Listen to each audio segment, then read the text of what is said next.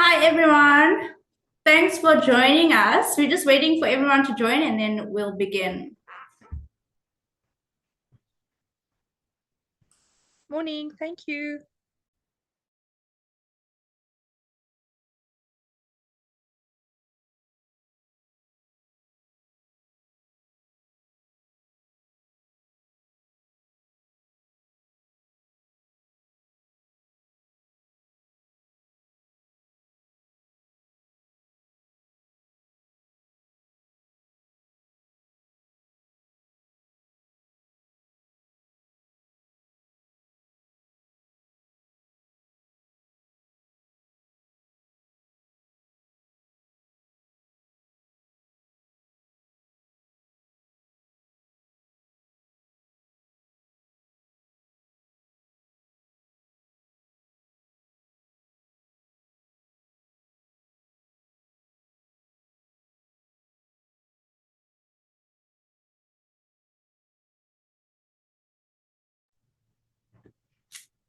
Okay, so I just want to let everyone know that we will be recording the session.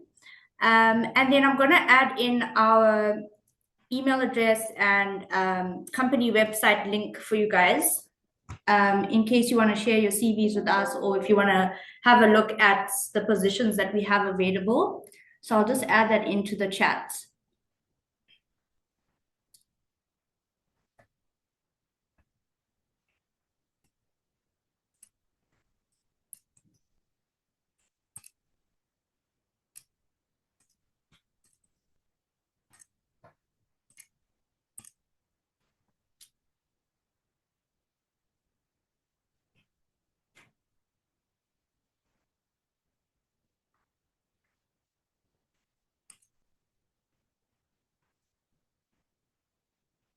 Okay, so I'm sure that there will be more people that will be joining in as we go, but I don't want to keep anyone waiting. So I suppose we can start.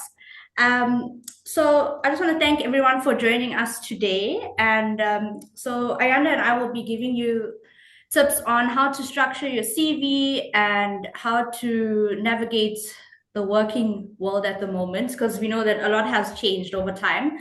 And so we'll be giving you tips on how to structure your CV, interview tips, and like work-life balance, and also some searching guidance. So just some tips on how to search for jobs that will help you along the way.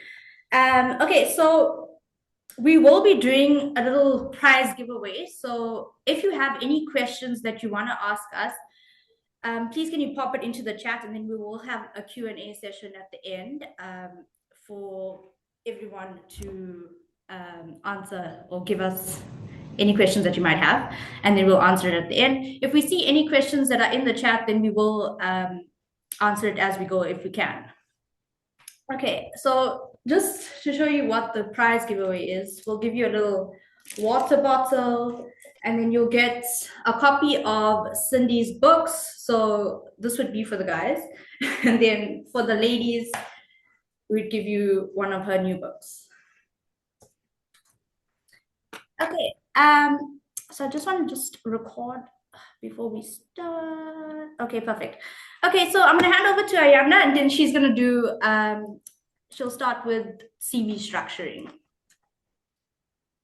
Thank you, Micaela. Good morning, everybody. As Micaela has mentioned, my name is Ayanda Mgoni, and I've been in this industry now for well over, okay, maybe not well over, now I'm going to reveal my age, but it's been a minute. It's been a while. And I think what is important for me really is at the base, right? What is a CV? A CV is a document that allows the next person to get to know you for the job that they have advertised, right? So a CV is not meant to be a trick document. You know, it's not meant to be a document that is like something from Hogwarts. You know what I mean? It's a document, it's a personal document. It's you telling somebody else about yourself. It is what we would call now your profile picture, right? So do not overthink it too much. Just make sure that you've got the right amount of information for the position that you're applying for.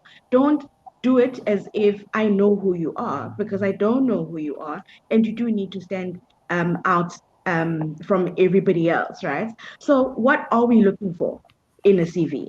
We would preferably like to see your name. I think that would be a good start.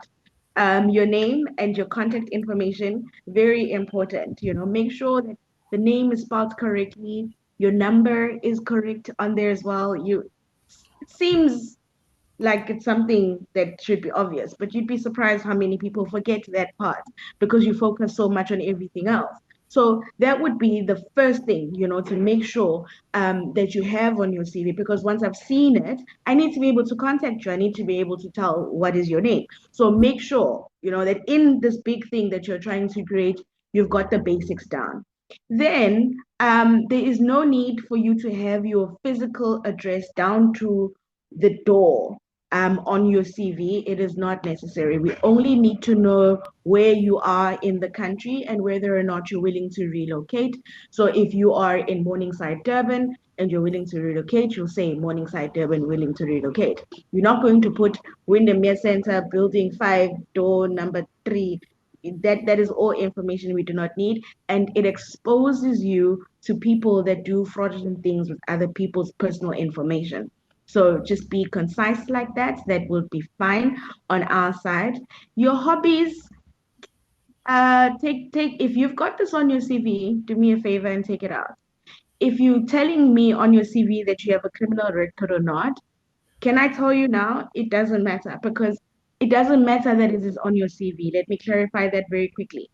It matters whether you've got a criminal record or not, but it doesn't matter whether you put it on your CV, because if we want to know, we will check, right? So it's just taking up space in your CV. Take it out. Your hobbies, it's very nice to know that you like to run, that you like to do marathons and racing and stuff, but it's not relevant, right? It's not. If we want to know, we will ask you. So because you take that out, because it is taking space from your CV. um your old barrister job, see, that changes. So when I say old barrister job, I'm talking about jobs that you did way in the beginning of your career. Now, is it relevant now to what you're doing now? Have you had 5 or 6, 7 roles prior to this? Then if it's not relevant, then you leave it out. But if you are still studying, and you're still wanting to get your foot in the door, then you would have those there. But remember, the right amount of information is what we need on the CV. So take it out. So the more you move up in your career, certain things you'll leave off. Now, when I say leave off, I mean you'll still say that between 2010 and 2012, you worked at Ayanda's coffee shop and you are a barrister, right? But you're not going to tell me what those duties were. Make sense? So you are going to structure your CV in that way, right? So the more you are in the working space, the more information you have on the first 2 or 3 jobs, right? If I need, as a recruiter, any other information at the bottom, I will ask for it. Okay. It's just a way to save some space and make your CV nice and concise. Okay. Words, you'll stay away from these typical words that people use, right? You moved, you resigned, um, you got dismissed, you don't use words that will make me question your character. Don't lie, but don't use words that will make me question your character, okay? If you moved for personal growth, what does that actually mean? Okay. If you move for a higher salary, what does that actually mean, right? So if you also need to be careful of how much you've moved. That is also just, by the way, well, I'm sure we'll touch on it a bit later. But if you are constantly leaving workplaces for better salary, so the person that's hiring you is probably going to think, is this person going to be here for 3 months and then leave when offered something else? So be very careful about how you explain your reasons for leaving, right? I'm not saying lie, but I'm saying be more intentional, about clarifying why you left a certain place. And also don't be that person that wants to spill all company. Don't do that. Don't be a bitter person. Once you've found the opportunity to leave, you leave gracefully. You serve your notice and you stick to that. Um, yeah, so I think what I want to cover in this session is really just about the CV. It is a personal document, so you need to do your CV. Okay, please make sure that you do your CV. I know some people take their CVs to the internet cafe and they bring it back, and then the internet cafe has got your name spelled wrong, or they've got graphics on there, they've got all sorts of things on there, right? So do it yourself, take some time with it, and then you'll see the more you do your CV, the more you learn about yourself and the more you grow, and have confidence in what you do, and therefore you'll be able to perform better in your interview. Okay, Micaela, unless we've got any questions in this section. Okay, we've got a question there. Do you want to answer? I can't see it. Please, what was Oh, it? okay. Okay, so thanks, Beverly, for your question. Okay, so Beverly's asked, do we need to add this in at all? So I'm assuming you're asking, do we need to add in your reason for leaving? Yes. Okay. So you don't need to. Because when you're being interviewed by a recruiter from the company or from an agency, we will ask you reasons for leaving in any case. So you don't actually need to put it on your CV, but it's more if you want to give like a brief reason as to why you left, then you can list it there. But you don't really need to. And then so template wise, it needs to make sure that it is a Word template. And the reason for this is because of our applicant tracking systems that we use. If you put it in, for example, like a Canva template, it won't pull through on our, your information won't pull through on our system. So you need to make sure that it's always a Word template that you're using and as simple as possible. Nothing, we don't need any, you don't need it to be extremely creative. So just straightforward, make sure that you have all the right details on your CV. And then does anyone else have any questions on this topic before we go forward? Mm. And I think I'd just like to add on that, Michaela. I always advise people to have two CVs because one is for online applications. When you are prompted to submit your CV online, that one is going to be very, very, very basic. It's a black and white document that reads from left to right, top to bottom. No pictures, no graphics, nothing like that. No colors as well, because that ATS really does struggle to read all of that. So if it can't read it, it just chucks it out. And it's Then my advice. no, I'll wait for you to finish. Okay. It's I want also to chat. very I want distraction. to chat about the second one before you Yes, do that. Sorry, Michaela. yes, yes. The second interview, the second CV that I would like to chat about is the one that you're going to give somebody, right? So if for whatever reason, that particular company or that particular agency is saying they are accepting walk-ins, bring your CV, that type of situation, that instance, I personally would advise that you give the pretty CV. Okay. So if you're going into an environment that is asking you to bring in your CV, I would ask that you give them the pretty one, the one with the colors and the one with the graphics and everything else.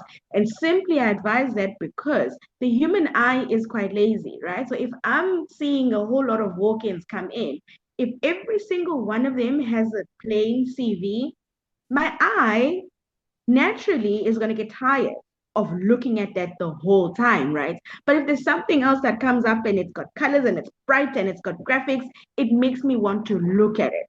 So use that information discretionally, but that would be my advice in terms of that.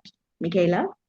Yeah, I was saying that it's fine to have colors, but just make sure it's not like overly done, because it can be distracting when we're trying to.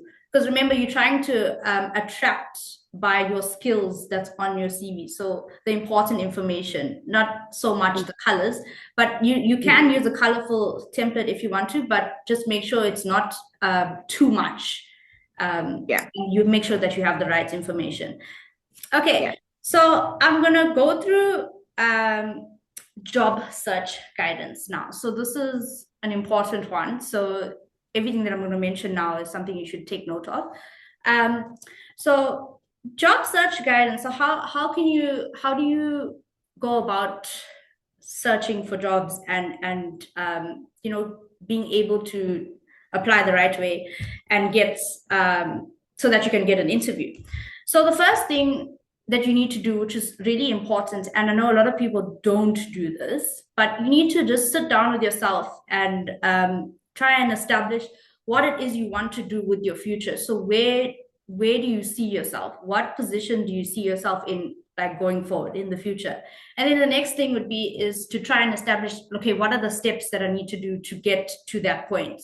So I'll use an example because I'm an IT recruiter from, I'll just use an IT for an example. So if you start off like as an IT graduate, and then, this IT is a big space, and there's a lot of different things you can do. You can go into development, you can go into support. There's many different positions. So for example, if you were, maybe you want to be a business analyst. So what you should do is start off as a QA, a software tester, just so that you can get the foundations of it. And then you would later on move into a business analyst role. And then from business analyst, you can go into project management. So that would be an example of understanding where you want to end up and how to get to that point. And then obviously decide what your strong points are, what you're passionate about, because you want to be in that industry. So just because you studied, for example, if you studied HR, you did your degree in HR, does not mean that you are stuck to that industry. Like, you can definitely branch off into something else. There's a lot of online courses that you can do that you can add to your CV, and then branch off into something else.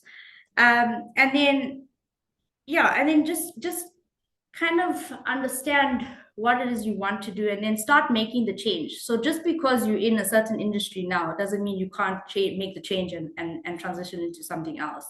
But yeah, short courses would be the best way to start that. Okay, so once you've established what it is that you want to do and how you want to move forward, then the next step would be to create an online presence for yourself. So a LinkedIn profile is extremely important, especially in today's working world, because everyone has LinkedIn, and it's basically a social media platform, but for work. So, and for business, and it's a great way to network with people and people in the industry. And a lot of the time, you find that the first thing as a recruiter, when we receive a CV from any candidate, we always go to LinkedIn to see if they have a LinkedIn profile and to see how the LinkedIn profile is set up, because it's also a representation of yourself and how serious you take your career. So for LinkedIn, for example, what you need to do is you need to make sure that you have a picture. So a professional looking picture is always a must.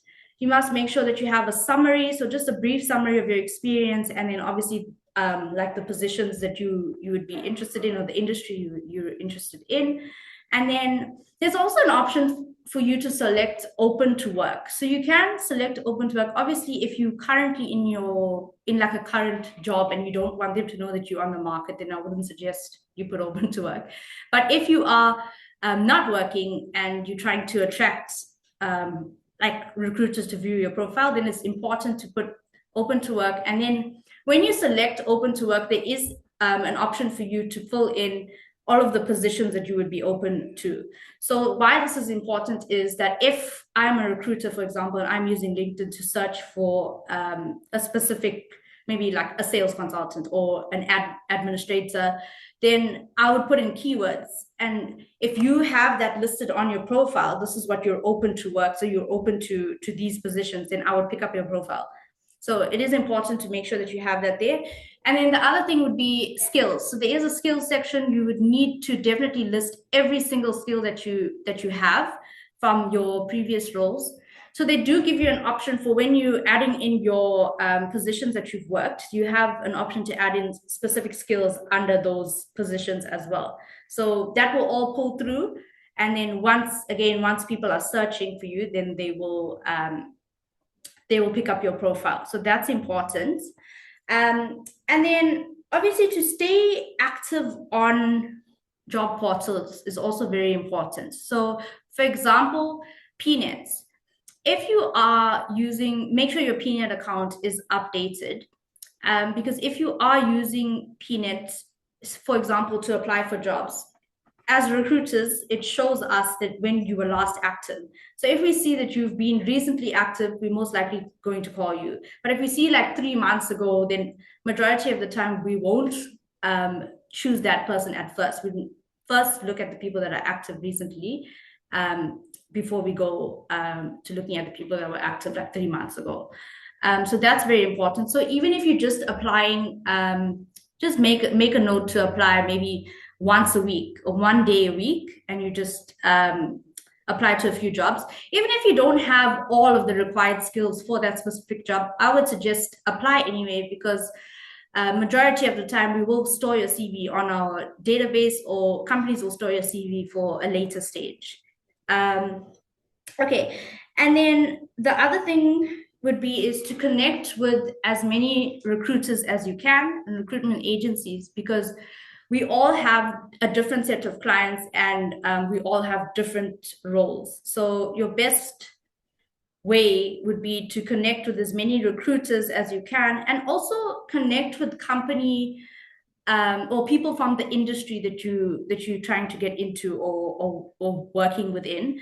So on LinkedIn, try and connect with as many people from the same industry, because a lot of the time, if you connect with hiring managers, or if you connect with just managers in general, they post their jobs that they have available on their LinkedIn page, and then that is how you'll be able to have access to those type of jobs. Sometimes they don't use Peanut, sometimes they don't use agencies. They will post it on their actual job LinkedIn page or their personal page, and then it gets shared that way. So connecting with as many people on LinkedIn is extremely important with job searching. And then obviously agencies, and then also just a quick one. So I know I'm going to go over time here. But connecting with, applying directly on company websites. So maybe searching up the top companies and then going to their websites and then applying that way as well, because sometimes they don't advertise, and they'll advertise only on their website under their careers tab. So that's an important one. And then also, if you apply that way as well, they will store your CV as well on their database, and then probably possibly call you at a later stage. Okay. And then Ayanda, do you have anything you want to add here before I move on? Yeah, just before you move on, I wanted to comment on the connecting with recruiters on LinkedIn. It is absolutely important, guys.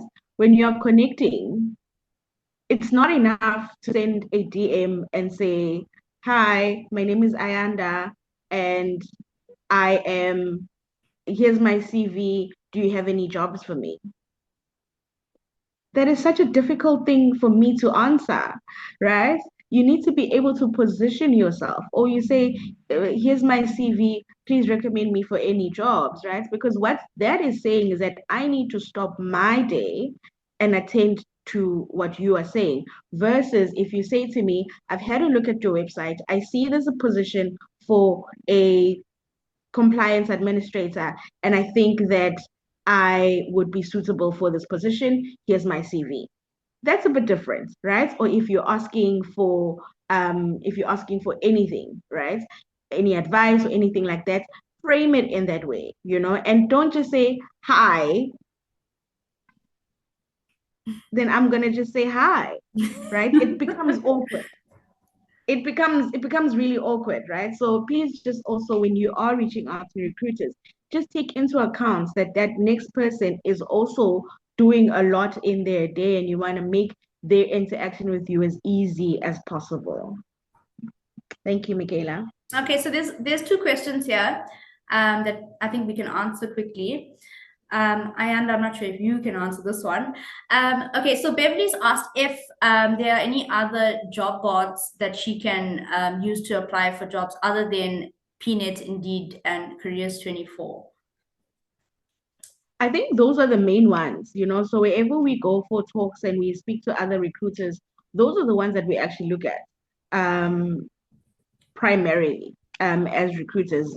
You'll correct me, Michaela, if I'm wrong, but those are the main ones, right? And what matters there is that your profile is complete, like 100%. When I say complete, there's a section where it says add your CV, and then it'll automatically populate. There are some information that do not get automatically populated. Okay. So you need to go and populate that yourself. It makes it easier for you to be found by people. And then the biggest one now, all recruiters are now fishing on LinkedIn. So be present on LinkedIn. If you've sent somebody a DM or a connection, go on there, at least once or twice a day, depending on how urgent your job requirement is, then you look at that, because sometimes I will respond to a DM on LinkedIn, and then the person will only respond to me like 3 days later. In our world, that spec would have probably been closed already, right? Or like a week later, but that would have probably been concluded now. So if you are going to be inquiring and sending people messages, just make sure that you go back and you check for a response and you follow up. And yeah, so that would be, the main job boards that we do use. And then there's also Career Junction that you can use, but mainly Peanut, Indeed, and Careers 24. We will find your CV there. So definitely, if you use that, that's perfectly fine. And then we've got another question here. Okay, is reaching out to a job poster hiring manager directly, like, okay, so I'm assuming you're asking if you can reach out to them. And then if yes, the best way to structure a message. Okay, that's a very good question. Do you want to answer? I feel like Yeah, I feel like I just answered that briefly. So you will reach out, you'll say, "Hi, my name is this person. I see you've advertised a X position. Let's use compliance administrator, and I feel I'm a good fit for this role." And then you give like 2 or 3 bullets as to why you think you are, and then you'll attach your CV. Okay. Now, if there are specific instructions on how to apply, then you need to follow that first. Okay, so you can't DM somebody and think you don't have to respond or follow the instructions of how to apply. For instance, we would normally put out a post and it will say, send your CV to Micaela, right? Micaela at proappoints.co.za. Now, if you then see that on LinkedIn and then you only send Micaela a DM with your CV thinking you are applying, you have not applied. Make sense? Does that make sense? So you are sending the message because you are alerting the person that you've applied, but you also need to go follow the correct process.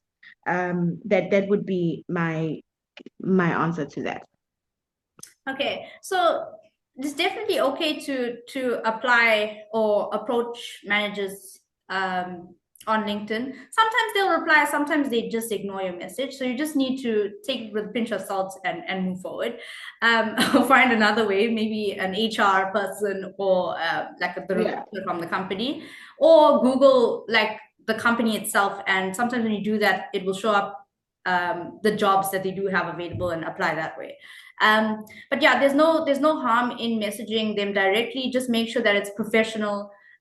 You stating that you on the market and this is your experience and these are the roles you're open to, and then attach a CV. It's as simple as that. And then okay, so if you want to send your CVs, I'm just answering the next question here. How should you title your emails when you're sending your Subject. CV? Yeah, the subject. I would say maybe just, so normally the subject would be the position that you're applying for. So that would be the best way, so that we know when your email comes through, okay, this is the position you're applying for. And then obviously in the body of your email, just put a brief description of your experience, the positions you're open to, and then attach your CV. So important to remember to attach your CV. Sometimes we get emails and then you write a whole description and then you forget to attach the CV. So that's definitely important. Okay, and then just something to take note of, the job market in South Africa in general it's difficult right now. and there is going to be a lot of rejection. It will happen. It's tough. There's a lot of competition, and there's not a lot of jobs for everyone. So it is important to take note that you just need to be positive and just keep applying.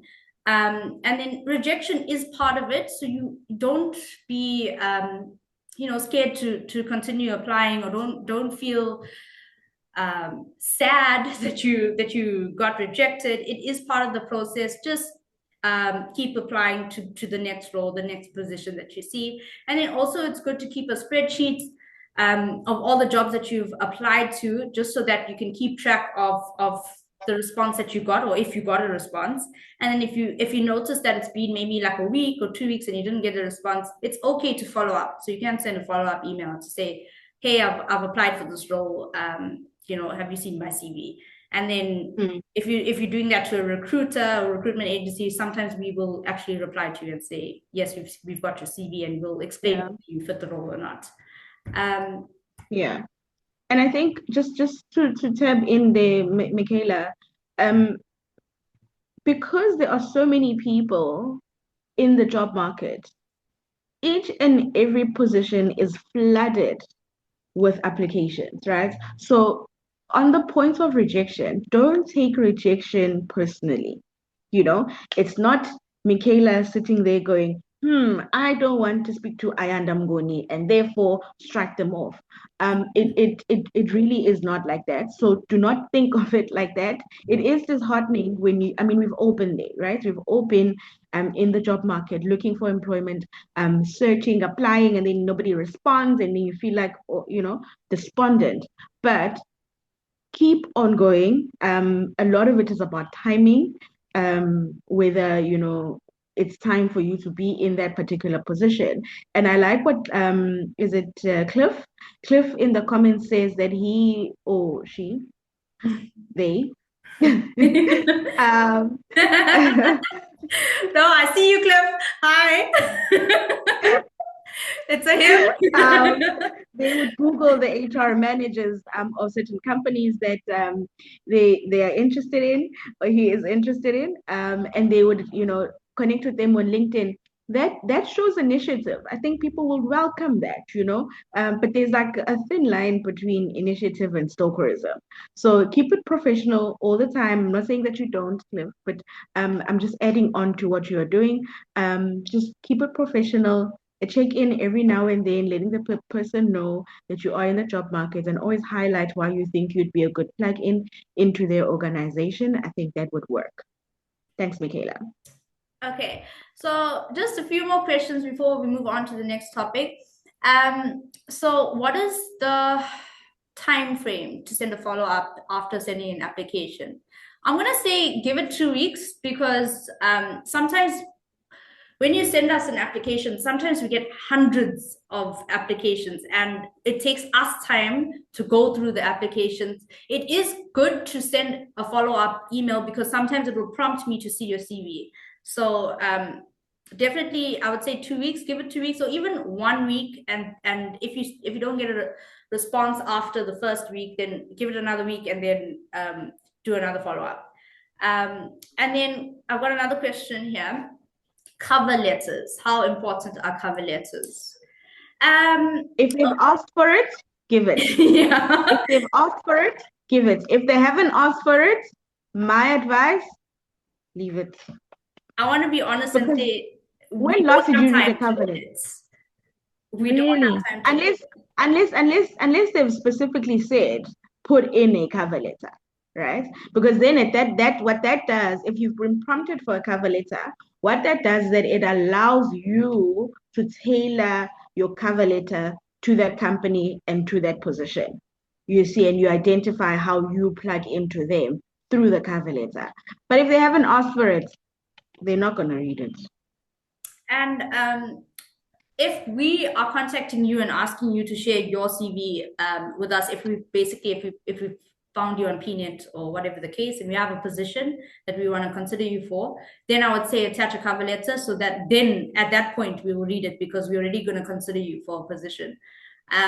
But it's not really necessary. It's a thing of the past. because we don't often see cover letters. I would suggest the cover letter, yeah, like Ayanda said, if it's requested. But you can attach it if you want to. But if you want to save yourself time, then you don't really have to. It's not really required. And then, so I'm going to answer the rest of the questions in our Q&A because we're going to run out of time. So let me just move on to the next topic. Okay, so interview process. So the interview process, so now you've done all of the work, you've sent your CVs, and then now you're going to get the first call. So the first call is normally done by a recruiter of the company itself or a recruiter from an agency, and it's just a screening call. So it's a quick 15 minutes or 30 minutes chat on the phone just to quickly go through your CV. And then at that point, we will know whether we're going to use you for the position that we have available. So in the screening call, it's normally just for you to tell us about your experience. If we have any questions on your CV, then we'll ask it in that call. And then the screening call is important because you're leaving your impression with the recruiter. The recruiter is in charge of the position that the client has given us to recruit for. Some clients want us to find out if the candidate is outgoing, bubbly. That's sometimes a requirement depending on the role. So we normally, for a screening, it can be a telephonic call, but it can also be a Teams, depending on the recruiter and what the position is that we're recruiting for. So just make sure you're well prepared for that as well, because you need to be able to answer us when we ask you, your reasons for leaving. You need to be clear about that. You need to know your skills and know your experience, because the impression you leave with us is going to decide whether we're going to move forward with your application and take you to the next process. So definitely important. And then so it's basically we're just going to chat about your background, your experience, and then your goals and your interests, just so we know where you would fit in if we have other roles as well. Because normally when we do a screening, we interview you and we put you on our database, so that we can use you at a later stage. And then after a screening call, the next step would be your interview with the client. And when you interview with the client, you need to be well prepared. So the first thing you're going to do is you're going to research the company and make sure you know everything about the company. So the recruiter will give you like the website link and the job description for you to read through. Normally, if we interview you and we go through your CV, we already know that you would work well in that specific role. But it's also important for you to be well prepared for your meeting with the client, because they're going to be impressed if you know what they do, if you understand what their business is. And so we're not saying when you do research, go and find out who the managers are and like who the owner is and when the company started. You don't need to know that. I know back in the day, that's what we used to do.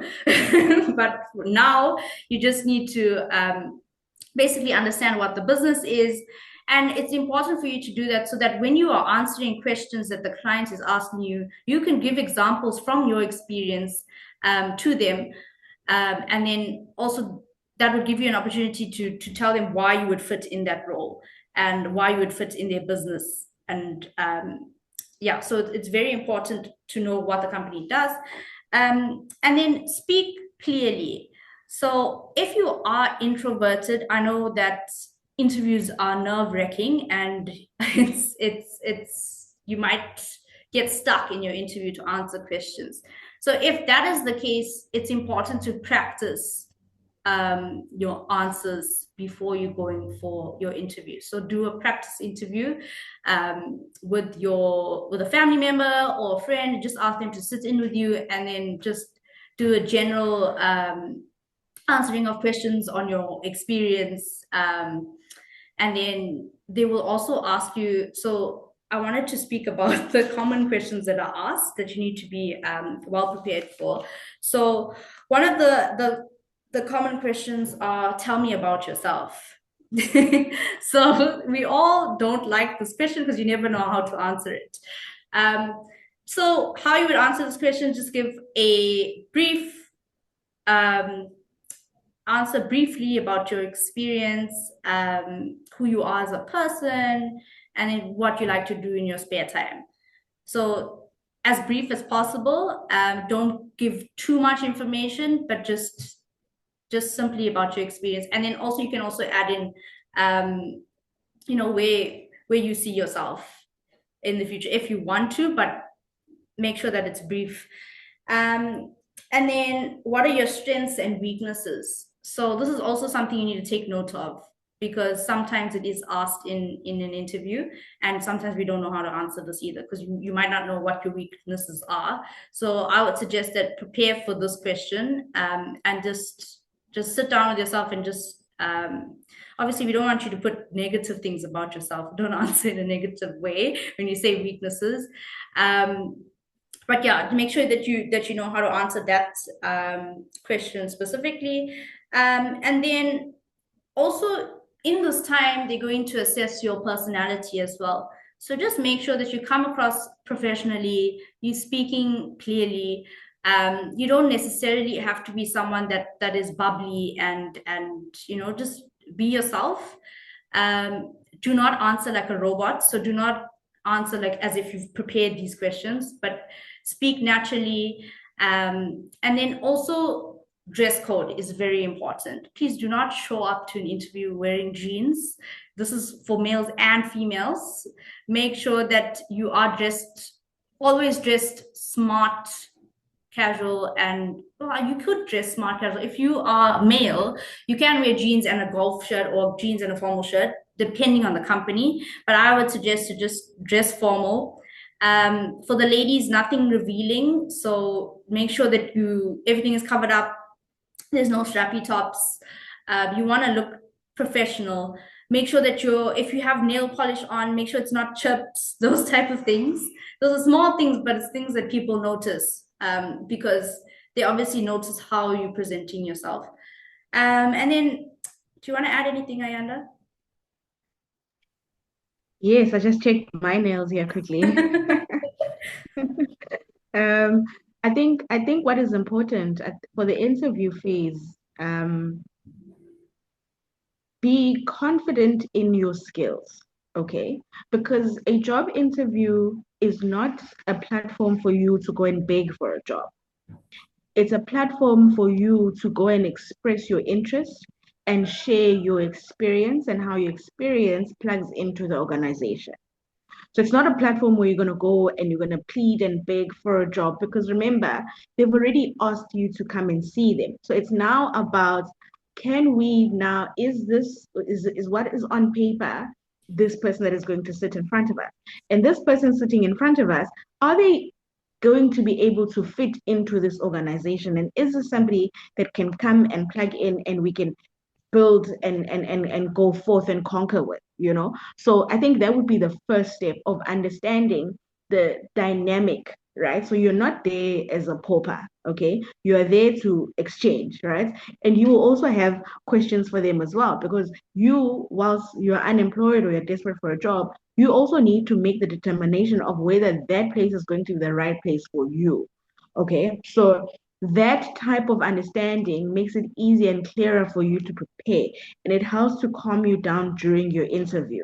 I think that's the important thing that I wanted to add there. And then I saw somebody asked about waiting time. Waiting time varies. It would be nice for us to say it's 2 weeks, but there are so many other factors that come into it. People go and leave, people are busy, companies are not doing well, some positions are frozen, so, and some are filled internally. So there's a lot of dynamics that go into it. So as a personal rule for yourself, I would say follow up, as Micaela said, in those time frames, and then just keep it moving like that. Thanks, Micaela. And then I see another very important question here. How are the interview questions structured? So it depends on the job itself that you're interviewing for. And so normally the first interview is like a meet and greet. So it'll be just a general chat with you and the client. And then you'll chat about your experience. So they'll go through your CV with you, and the questions will be based off your experience and what you've got listed on your CV. And then normally a second interview, if it's a technical role, that would be a technical interview where they would ask you technical questions.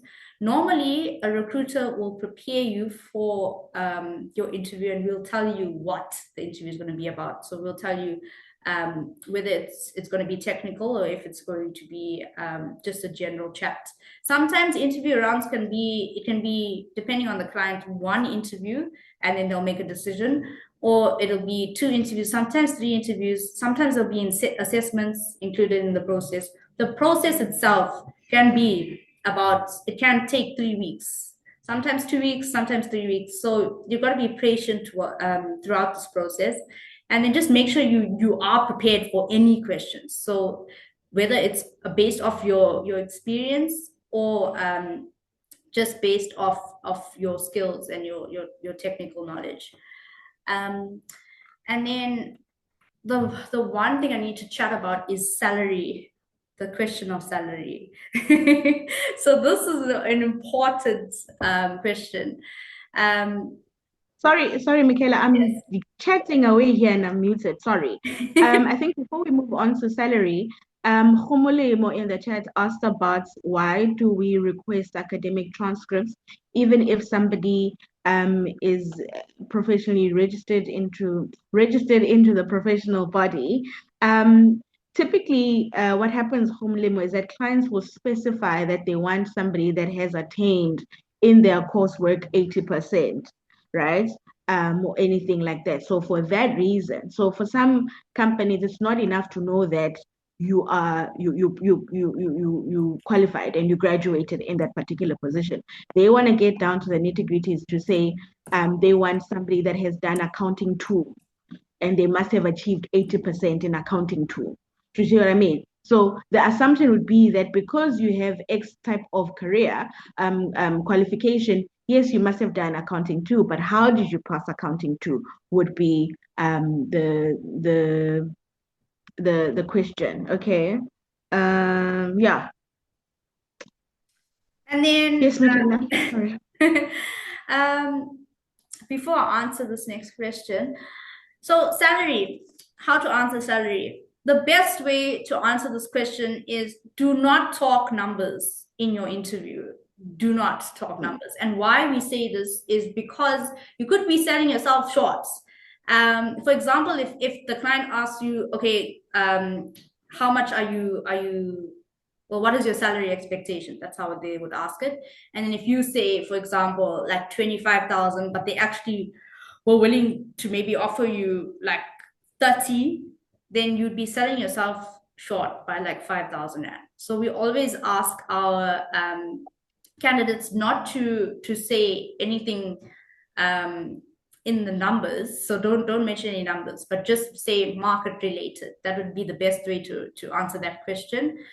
Because majority of the time, if you were sent through an agency, they already know what your salary expectation is because we put that on your CV, and they already know what your current salary is.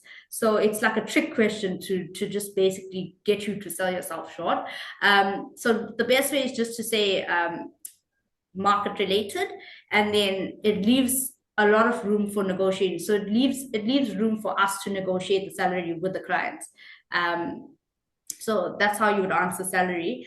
And then I'm just gonna hand it over to Ayanda to take us to the next topic, and then we'll go into the Q&A.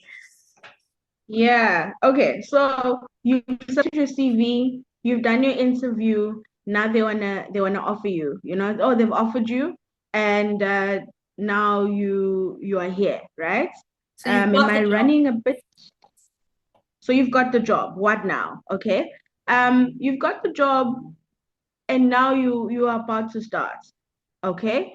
Um, yo, guys, I cannot stress this enough.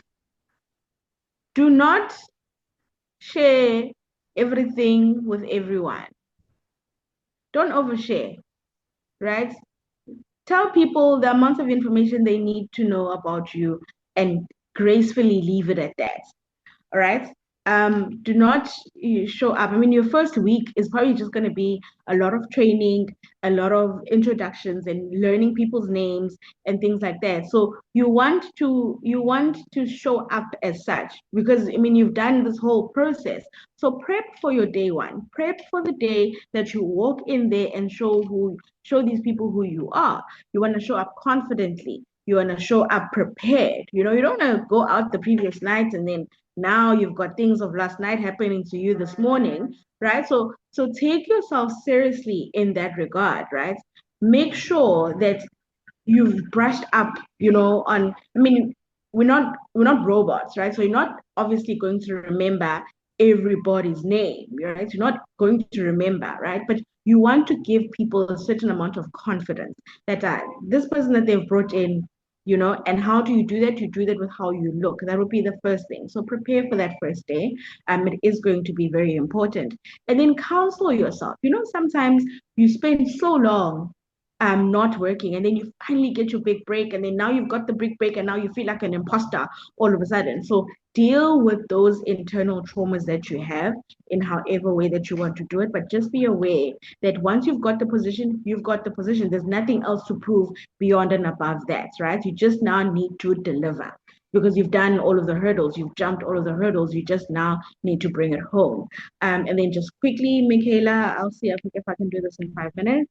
um yeah, you're in the workplace. Okay. How do you actually actively participate in there and not just be there to clock in and clock out, right? So the first 3 months are quite important. You've applied for this position, they've appointed you, but what are you going to achieve in this particular position? So you need to position yourself. What am I going to do in the first 30 days? What do I want to achieve? What in 60 days, 90 days? What do I want to achieve? And in the goals that you set for yourself, constantly ask for feedback, because then you can quickly tweak. And because 90 days probably your there's a word I'm looking for, probation, right? That's probably your probation period. So you want to put your best foot forward, and feedback is going to allow you to do that, right? Don't be upset if is telling you didn't do that correctly. But remember, you're new, so it's fine to not do things correctly, but you are learning, right? You're going to make a mistake once, but then you're going to pick it up again and you're going to keep it moving. Very, very important to be able to think for yourself. And yes, your line manager, whoever, is going to give you instructions and going to tell you what to do, but you need to be able to decide for yourself in your mind how you're going to execute and make this job work for you, and then keep on going with it. Then do not, when they say you run a marathon, okay, I obviously don't run, but when you run a marathon, it is said that you do not start off by sprinting. At least that's what my primary school teacher used to tell us when we did cross country. Difficult times of my life. Anyways, so they say you do not sprint, right? Because you're going to get tired, right? You need to pace yourself throughout the day, right? So you need to be able to work on your work-life balance. At some point, work needs to stop, and you do need to go do something that is going to refill your cup, and then so that you can pour into your work. There is no need for you to be exhausted at work and exhausted. You're just exhausted. You are not going to give the correct output. It's very, very important, very big lesson that one has learned quite recently. You do need to be able to feel both parts of who you are in order for you to be able to achieve the things that you want to achieve and feel good about yourself, whether you're going to work or you are at home. Thank you. Thank you. Okay, so we will start our Q&A session. So I already see there's quite a few questions here.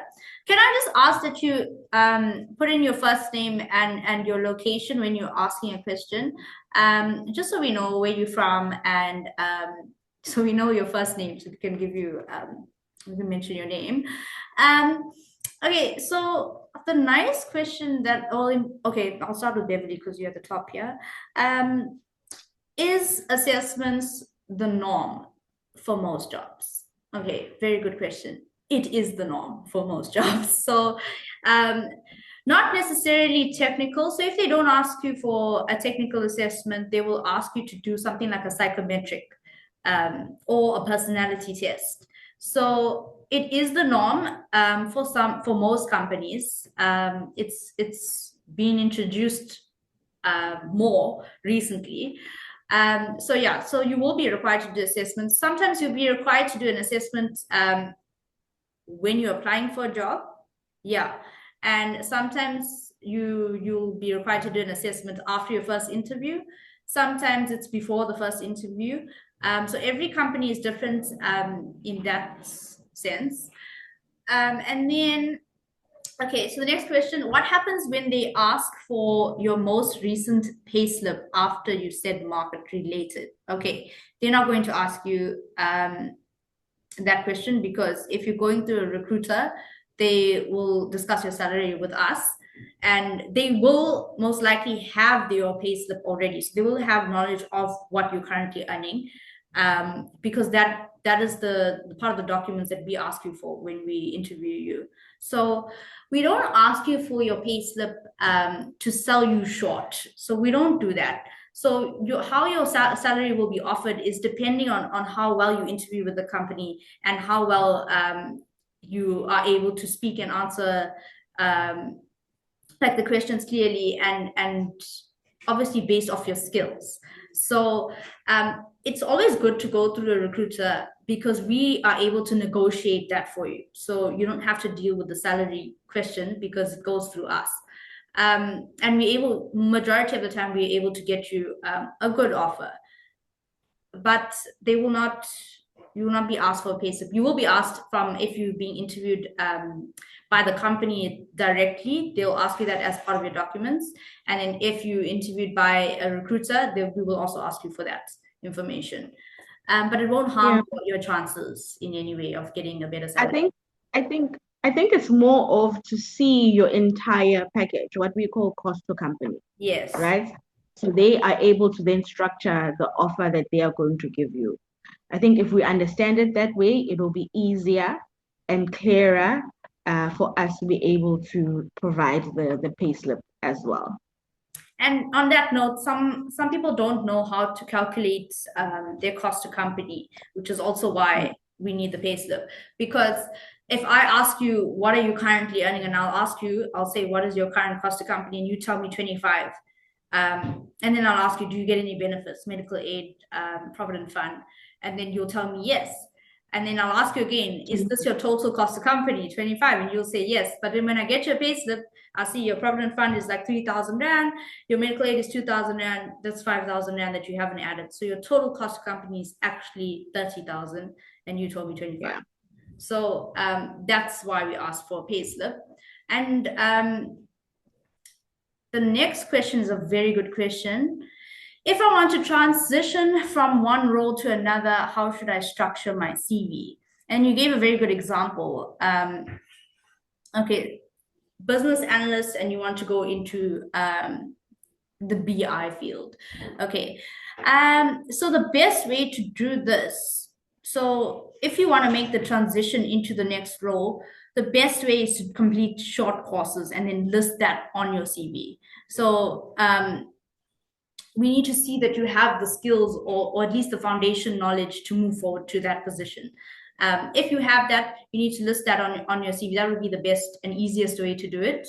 Short courses, do as many as you can. There's so many different platforms that you can use to do this. There's LinkedIn Learning, there's Udemy, there's Solo Learn. There's a lot of different sites that you can use to just upskill. And then also, if you have, for example, if you're a business analyst, but you are doing some reporting, so you're using SQL, using Power BI, that kind of thing, make sure that's listed in your job description. So a lot of the time when I'm interviewing IT candidates, you guys do not put enough in your job description. It's very important to have all of the skills listed in the job description. So make sure you list how you used Power BI or how you used SQL. And then if that's already in your job description as a business analyst, then it'll be easier for you to transition into a BI role, because we'll see that you have the reporting skills from your current position. So make sure you add all of that information in. And then let's see if there's any other questions. Yeah. Okay. And just the question in general, how to highlight your transferable skills. Yeah, so the best thing is to do short courses. That would be the best way to do it. And then if you have the current experience for the next role and it's in your current role, then just make sure it's listed clearly under your job description. And then you can also list on your CV the positions you open to as well. If in your summary that you write at the top, or your CV profile, you can list a brief description of your overall experience and in the positions or where you see yourself moving to going forward. Because we do read that. And then let me see if there's any other questions. Yeah. Okay. Should I use AI or ChatGPT? This is a very good question for your documents. Okay, so the world is changing and AI is becoming part of our everyday use in most jobs. So even with us as recruiters, we use it quite a bit. So you can use it if you want to. Maybe if you want to, or maybe I should ask Cliff to just elaborate on that. Can you just unmute and tell us, just elaborate on what you mean by should you use AI? I don't know if you can hear me. Okay, but just on that topic in general, you can use it if you want to, just if you need guidance. So if you need guidance on how to structure your CV, or you need guidance on how to structure a cover letter, that's a good and it's a faster way to get the right response. But at the same time, don't use the exact copy that you're getting from AI. So if they're giving you, for example, if you put in all your information and you say, please can you structure this into a CV for me? Or if you put in copy and paste everything that's on your CV, paste it in there, and then ask them to write a CV profile for you, that's fine. But just make sure that you edit it and make sure it doesn't look like it was done by ChatGPT or any AI platform, because we can tell as well whether it's done like that, and companies can tell as well. So just use it as a guide more than copying and pasting exactly what it says.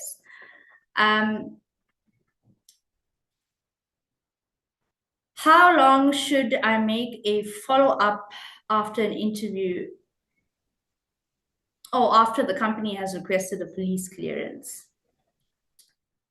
Ayanda. I think that question during your interview, right?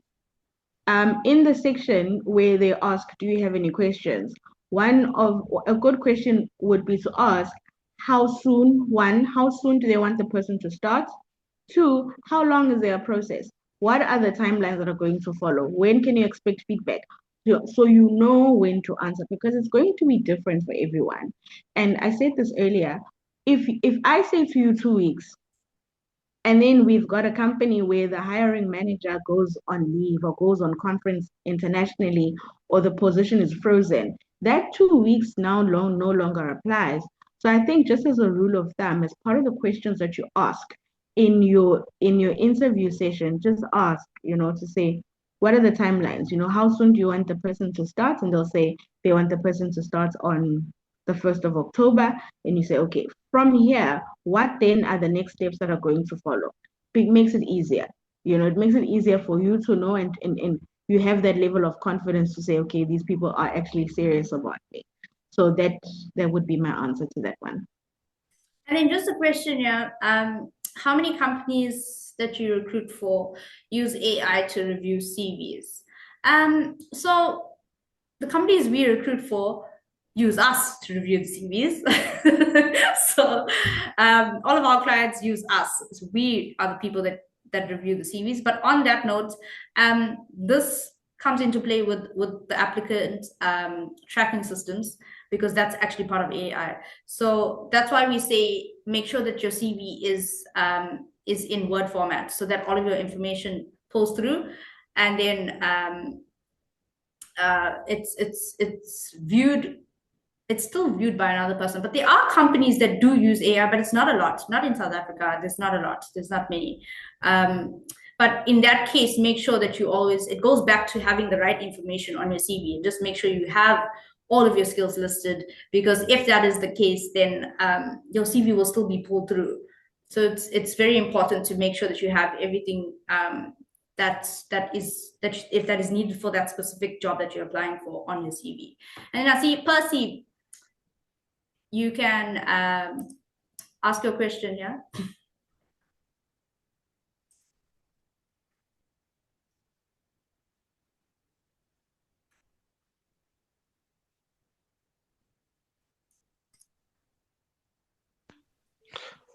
Can you hear me?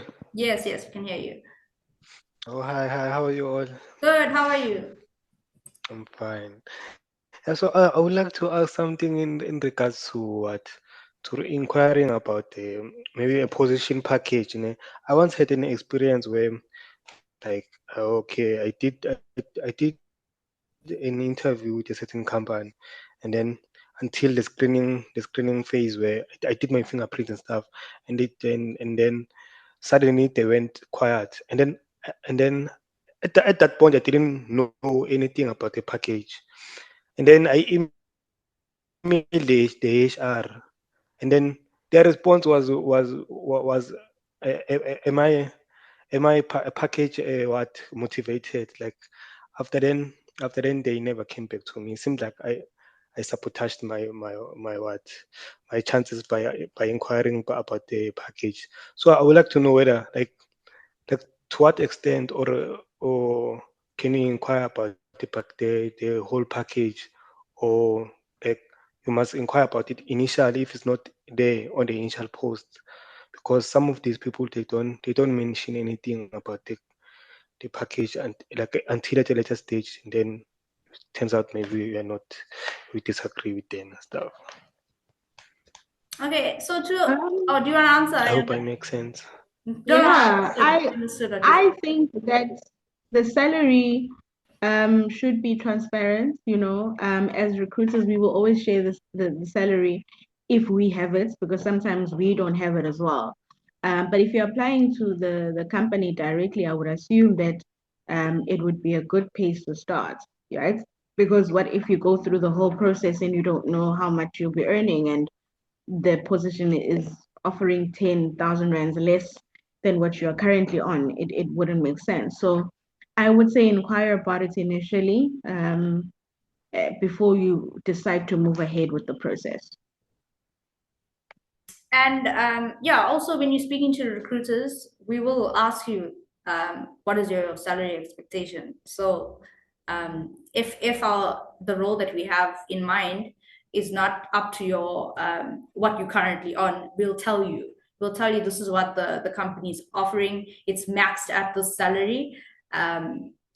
Yeah, but some recruiters are not like that. So they might not tell you what the salary is, and they might waste your time going through the whole process. So you got to ask that question. So just make sure when you're going through any interview, any screening process, make sure you ask them, okay, what is the expected salary range for this role? And also discuss what your current salary is. It's very important to make that clear before you go through the entire process, and then you've wasted, like you said, you did fingerprints. So normally we only do fingerprints at offer stage, so which means they were going to offer you make an offer to you, but maybe something there was like miscommunication along the way. So it's definitely ask that question at the beginning before you go through that entire process and then waste your time, and you here expecting an offer, but then they decided to change their mind. I hope that answers your question. And then we've got quite a few questions here. Ayanda, do you wanna take some questions here while I go through them? Okay, so I just need to make sure that I don't miss anyone's questions. Yeah. Okay. Okay. Sandrika's got a very long question for us. Do you wanna unmute and ask us your question? Okay, so this is a bit of history about where I'm at. And basically, I've been running my own business for 2 years and now wanting to go back into the working or corporate world. Yes. And my experience, it's yeah, I would say more transferable skills because I'm moving from textile into organizational psychology, well, back to what I studied. So I have updated my CV. I've reached out to, my network. But again, I know, as you're saying, like the employment opportunities in South Africa is not the best. But yeah, any pointers for someone who is, has been self-employed? And I believe that, yes, I've got a lot of skills that I've gained because I've literally ran a whole business from start to finish. But yeah, is that still valued maybe in the workplace or like, yeah, it's like, how do I guess, position myself? What any tips around like from self-employment moving into corporate? And then part two is, are the short courses valued and recognized by employers? I've done a few also short courses via LinkedIn to just keep abreast, and other platforms. But yeah, if if you can advise Okay. or answer. Um, Yeah. so the short courses are 100% recognized by companies. We love to see that stuff on your CV because it tells us that you like learning, and companies like to see that. So definitely something to. I know that some people don't like to include their Udemy courses. They always ask me like, can they? Is it a legit certificate and should it be on your CV? As much as it's not like a legit certification that's done through an institute, or it's not like a Microsoft certification.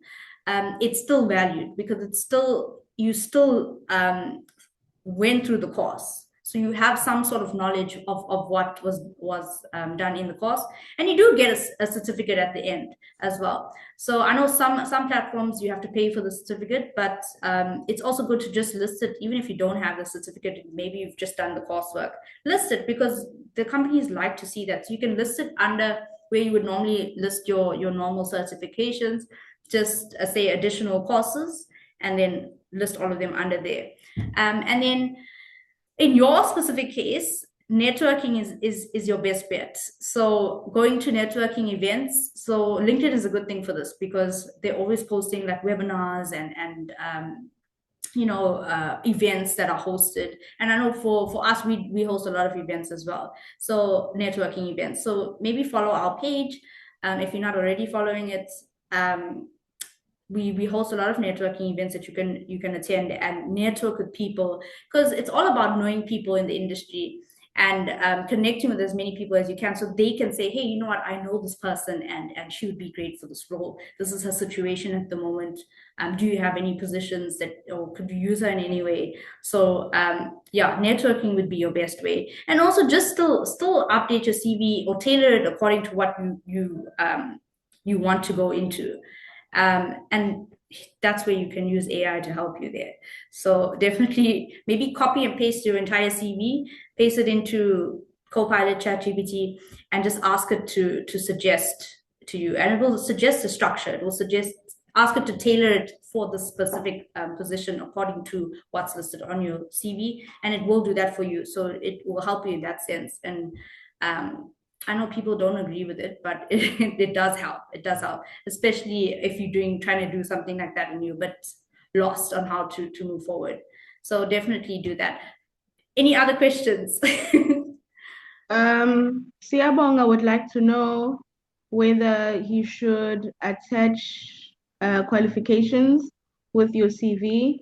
Unless it says so, Siabonga, I would initially just send the CV, and then they will ask for the additional information, should they need it. So for that reason, I would say just attach your CV, unless it is stated that, CV and qualifications. How are we doing on time, Michaela? I think whoever's here is here. This, if you guys can't stay because you have other commitments, it will be recorded and we'll share the link with you guys. You can request for the link. So if you have to leave for whatever reason, you can. But we do have a few questions that need to be answered. If you Yeah. can stay, you can So stay. Nicole, Nicole, I would say to you, um, your situation would be very similar to, was it Sarika? Sarika?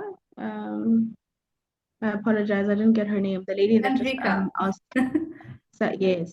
So your strategy would be the same. Your strategy would be the same. I think networking is also going to assist you quite a bit. Reach out to, your previous employers, previous colleagues, and things like that.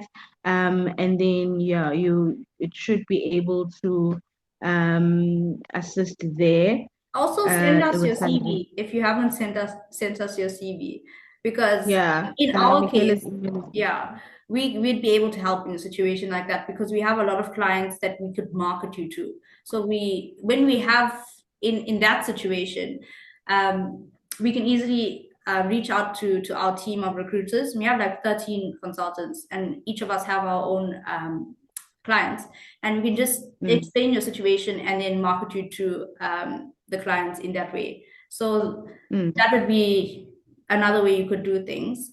But mm. also, like Ayanda saying, like networking is so important because if you have colleagues that you previously worked with, reach out to them. They might know someone. Yeah, connecting with people is very important. Um, Yeah. And Love Brides, Shabalala would like to know what should be in a professional summary. It is that. It is like a summary of what you've done in a concise way. So a summary of your skills, maybe your achievements, that type of thing. Very, very quick and concise. That is what should be on your professional summary. Okay.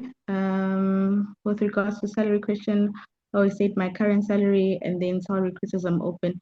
That is fine, Nelly. You can do that as well. We appreciate Cliff. Thank you.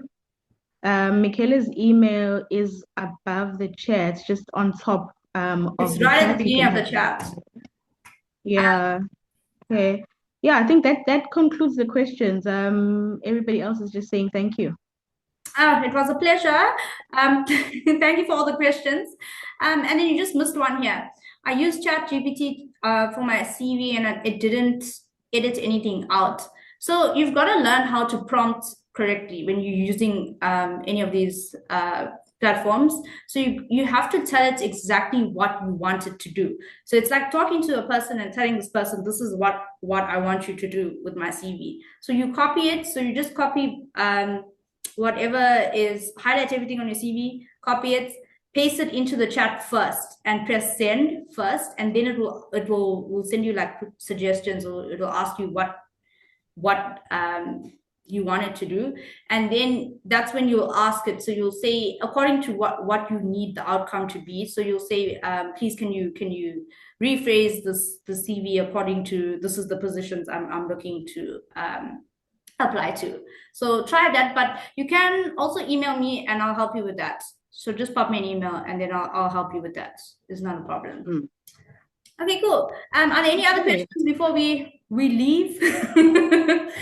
Okay, so the session is recorded, so I will share the link. If you guys need the link, please email reception. So the same email address that you used to book for this webinar, and then we will share the link with you guys as well if you want to go back on anything. And then please feel free to email me. So if you have any questions, if there's something that you need help with, if you want me to look at your CV, if you want me to help you in any way, please reach out and I'll be happy to do that for you.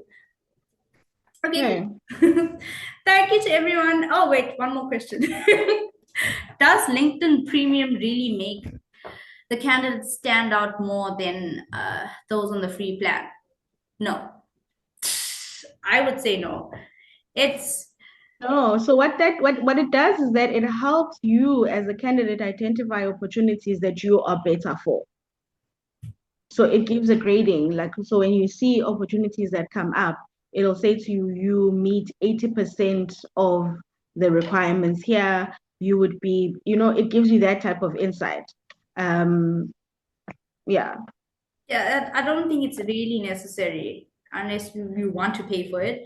But I suppose you could use, they normally give you like a free trial. So you can use a 30-day free trial and then cancel it before the 30-day ends. So you can see how that works for you. But I don't think it makes much of a difference. As a candidate, it's not going to make much of a difference for you. Okay, cool. Thank Hello? you. Do you have one more question? Yes. Sorry. How's it, Ayanda and Micaela? Lovely job you're doing on this webinar. I just want to just pinpoint something with this regarding this AI and the GPT chat thing. What I've noticed is people tend to take their documents that they're very comfortable with, and then they put them into these AIs and GPT chats, and it changes the whole perspective of everything, and it makes it so complicated. And the concern is when people tend to go for interviews, they actually don't really understand what is actually on those documents because it's just changed completely. So just a warning: take what you can from AI and GPT chat, utilize it, but keep it simple, keep it to your own. You know, it just helps. Just a little hint and a tip. Yes, that's what I was saying earlier. So I was saying you can use it as a guide, but don't copy and paste exactly what's on there, because you need, at the end of the day, you need to explain your experience. So definitely use it as a guideline, but also keep it real to your experience. Okay, Someone cool. just sent me, I just saw a little heart going up on my screen now. Thank you. Thank you. That was a good note to make. Okay, cool. Thank you so much, guys, for joining us. I hope that this was helpful in some way. And yeah, if you ever need any help or any assistance with anything, please feel free to reach out. I did put my email; it's right at the top of the chat. But if you don't have my email address, you can still email the address you used to book for this event, and then she will forward our reception lady Gail. She'll forward it through to me. So just request my email from her. Okay, cool. Thank you. Thank you so much, guys. Have a lovely day. Thanks. Have a good weekend. Please feel free to reach out. Thank you. Thank you very much. It was a pleasure. Okay, bye. Thank you. Bye.